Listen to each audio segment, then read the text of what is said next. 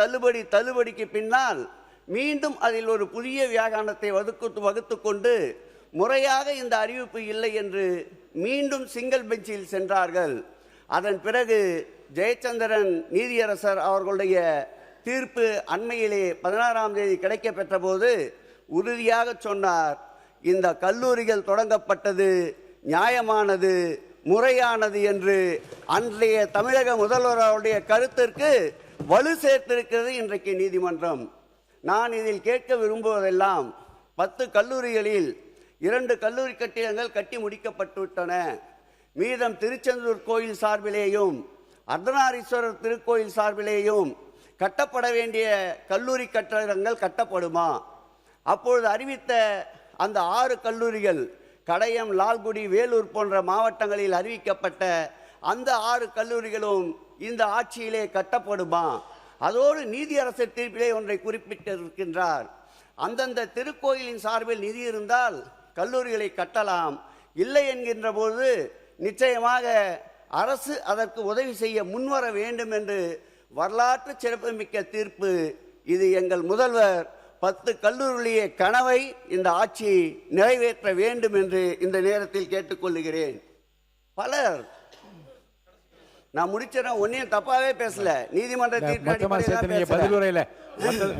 குறித்து வைத்துக் கொண்டு முழுவதுமாக நீங்க பதிலளிக்கலாம். தங்க முதலீடு திட்டம் திருக்கோயிலில் ஆன்மீக வளர்ச்சிக்கு, மக்களுடைய அடிப்படை தேவைகளுக்கு எப்படியெல்லாம் வருமானத்தை ஈட்டினோம் கடந்த காலங்களில் என்பதற்கு ஒரே ஒரு உதாரணம். கேட்பாரற்று மூட்டை மூட்டையாக கட்டி வைக்கப்பட்டிருந்த தங்கங்கள் யாரும் கேட்பாரற்று கிடந்தது.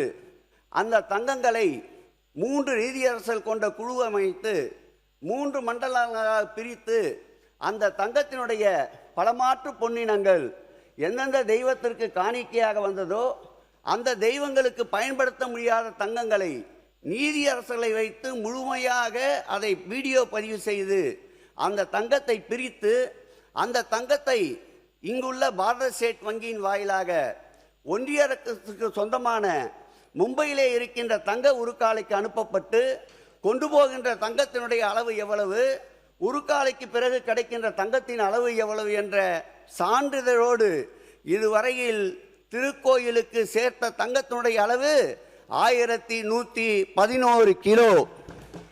அந்த தங்கத்தினால் வருகின்ற ஆண்டு வருவாய் ரூபாய் 20 கோடி.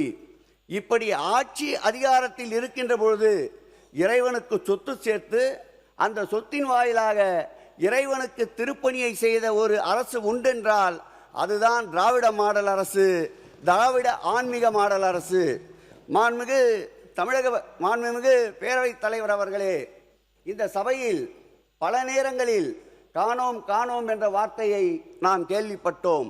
நான் சொல்லிக் கொள்கிறேன், சூரியனை வானத்தில் காணலாம், சந்திரனை நட்சத்திரங்கள் நடுவில் காணலாம். பக்த பிரகலாதன் சொன்னான், ஆண்டவனை எங்கே காண்கிறீர்கள் என்றால் தூணிலும் இருப்பார் துரும்பிலும் இருப்பார் என்றான்.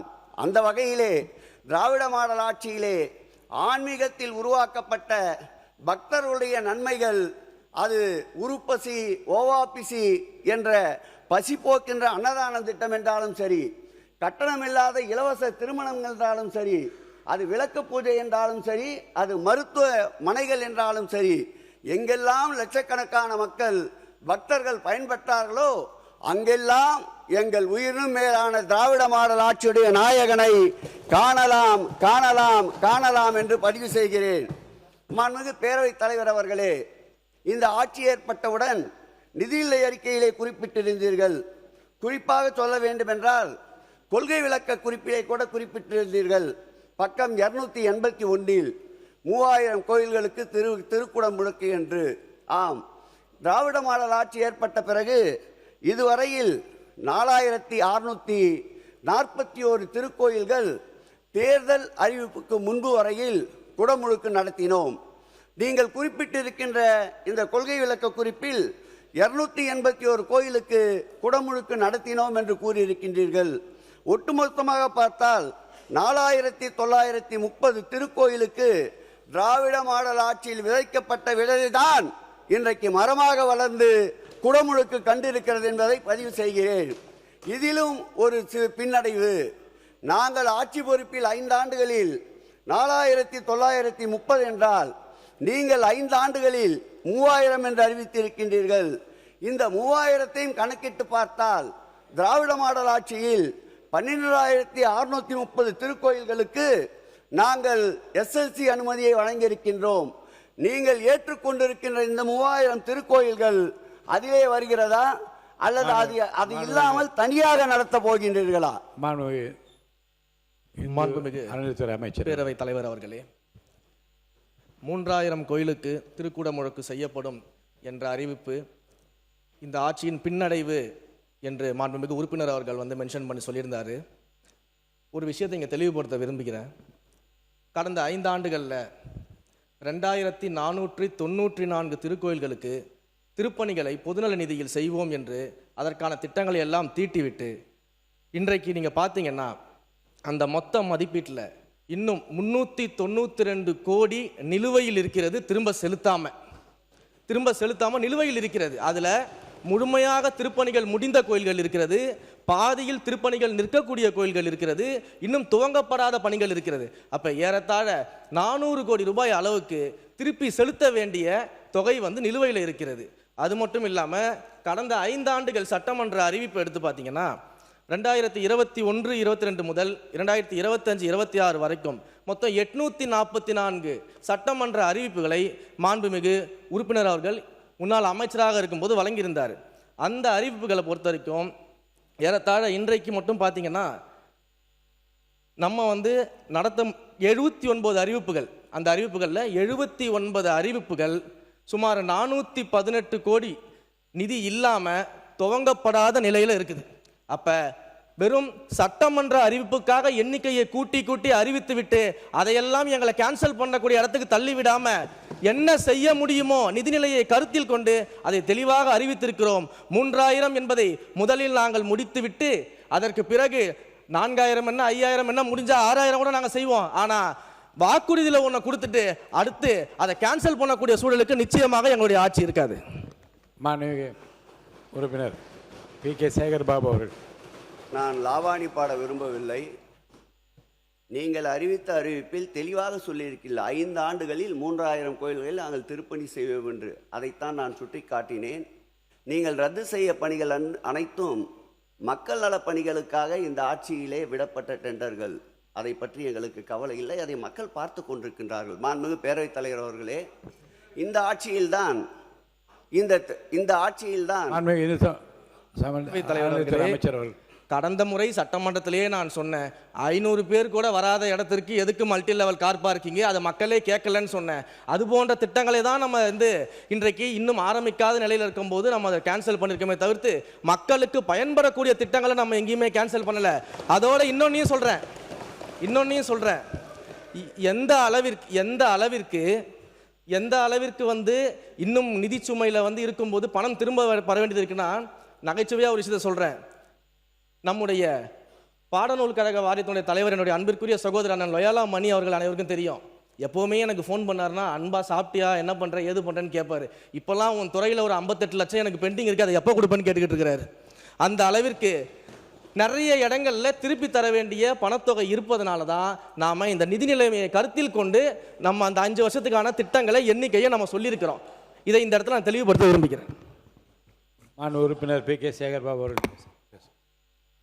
ஒரு ஆட்சி நிறைவேறுகின்ற பொழுது நடைபெற்ற பணிகளுக்கு அடுத்த ஆட்சியில் நிலுவை இருந்தால் அதை தருவதுதான் ஒரு திறமையான ஆட்சிக்கு அடையாளம்.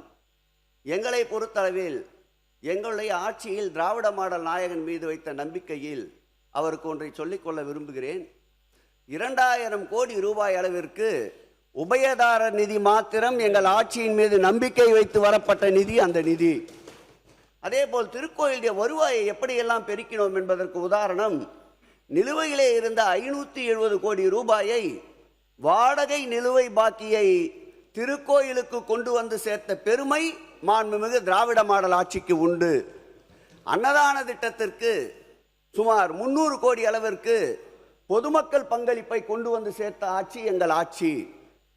கடந்த காலங்களில் செய்யப்பட்ட பணிகளுக்கு நிலுவைத் தொகையை வழங்க வேண்டிய பேரவையின் பொறுப்பு இந்த அனுமதியுடன் ஆட்சிக்கு அலுவல் நேரம் உண்டு. நீட்டிக்கப்படுகிறது. உண்டு. அதை உங்கள் திறமையால் செய்யுங்கள், நிலுவைத் தொகையை நிவர்த்தி செய்யுங்கள். மாண்புமிகு பேரவைத் தலைவர் அவர்களே, பெரிய பெரிய முதுல்லை கோயில்களில் தீபங்கள் 1000 கணக்கில் எரியும். ஆனால் ஒரு கால பூஜை திட்டம் என்று வருகின்ற திருக்கோயில்கள் தமிழகத்திலே உண்டு. அதை மறைந்த அம்மையார் அவர்கள் ஆட்சி காலத்தில் 25,000 ரூபாய் வைப்பு நிதியாக தொடங்கினார்கள். இந்த ஆட்சி நிறைவு பெறுகின்ற அதிமுக ஆட்சி நிறைவு பெறுகின்ற பொழுது அதை 1 லட்சம் ரூபாயாக ஆக்கினார்கள் வைப்பு நிதியை. இந்த ஆட்சி வந்த பிறகு 1 லட்சத்தை 1.5 ஆக்கினோம், 1.5ஐ 2 ஆக்கினோம், 2ஐ 2.5 ஆக்கினோம். அதோடு நிற்கவில்லை. 12,974 திருக்கோயில் இருந்த திருக்கோயில் பட்டியலை 19,000 திருக்கோயில் ஆக்கினோம். ஒருவேளை நித்திய கால பூஜை கூட நடைபெறாமல் இருந்த திருக்கோயிலில், ஒரு விளக்கு கூட எரிய வைக்க முடியாதிருந்த திருக்கோயிலில் 19,000 திருக்கோயிலுக்கு ஒரே உத்தரவில் விளக்கேற்றி வைத்த ஒளி விளக்கு திராவிட மாடல் ஆட்சியுடைய நாயகன் முத்துவேல் கருணாநிதி ஸ்டாலின் அவர்கள். அதில் சத்தமில்லாமல் ஒரு சாதனையை செய்தார். அந்த 19,000 கோயில்களுக்கும் மின்சாரத்தை இலவசமாக வழங்கினார். அதோடு நிற்கவில்லை. அந்த 19,000 கோயிலே இருக்கின்ற அர்ச்சகர்களுக்கு மாதம் 1000 ரூபாய் அவர் வங்கி கணக்கிலே செலுத்தினார். 2025-26 ஆண்டு அதோடு நிற்காமல் 1000ஐ 1500 ஆக்கினார். இதோடு சேர்த்து அந்த திருக்கோயிலுக்கு மணியாட்டு, தாம்பல் தட்டு, கற்பூர ஆதானை தட்டு என்று 19,000 திருக்கோயில்களுக்கு 9 கோடி ரூபாய் செலவில் பூஜை உபகரணங்களை வழங்கிய ஆட்சி திராவிட மாடல் ஆட்சி. அதோடு நின்றாரா? இல்லை. அந்த ஒரு கால பூஜை திட்டத்திலே இருக்கின்ற அர்ச்சகர்களுக்கு